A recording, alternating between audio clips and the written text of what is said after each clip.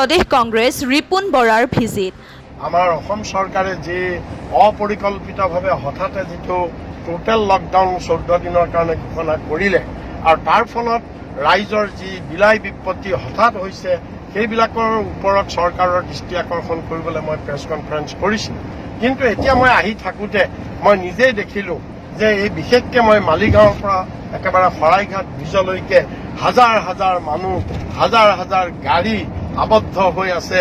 বৰষুণত মানুহ তিতি আছে, গাড়ী পোৱা নাইকিয়া, গৰ্ভৱতী মহিলা, বাচ্চা লৈ শিশু লৈ মাতৃবিলাক বৰষুণত তিতি আছে। কাৰণ এই মানুহবিলাক গুৱাহাটীত দিন হাজিৰা কৰি খোৱা মানুহ। গতিকে এতিয়া 15 দিন কি খাব গুৱাহাটী? 15 দিন লকডাউন খাবলৈ তেওঁলোকৰ একো নাই আৰু সেইকাৰণে এই মানুহবিলাক ঘৰলৈ যাবলৈ ওলাইছে। লকডাউনৰ আগমুহূৰ্তত ৰাইজৰ মাজত ৰিপুন বৰা। আজি ৰাতি 12 বজাৰ পৰা সম্পূৰ্ণ লকডাউন, সেইবাবে প্ৰায়বোৰ মানুহৰ নিজৰ নিজৰ ঘৰমুখী যাত্ৰা। তেনে পৰিস্থিতিত কংগ্ৰেছৰ সভাপতি ৰিপুন বৰাৰ ঠায়ে ঠায়ে ভিজিট। অভিযোগ উঠিছে লকডাউনৰ সুবিধা লৈ একাংশ ব্যৱসায় চলাই গৈছে লুণ্ঠন ৰাজ।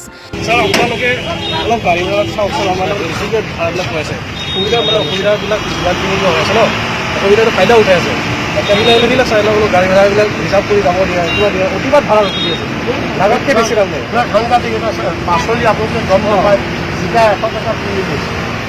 ইফালে আকৌ গাড়ী মটৰৰো অসুবিধাত পৰিছে একাংশ ৰাইজ। সেইসমূহ বিষয়ৰ বুজ ল'বলৈ ৰিপুন বৰা উপস্থিত হ'লগৈ মহানগৰৰ বিভিন্ন স্থানত। Bureau report, news 5 Assam, Guwahati.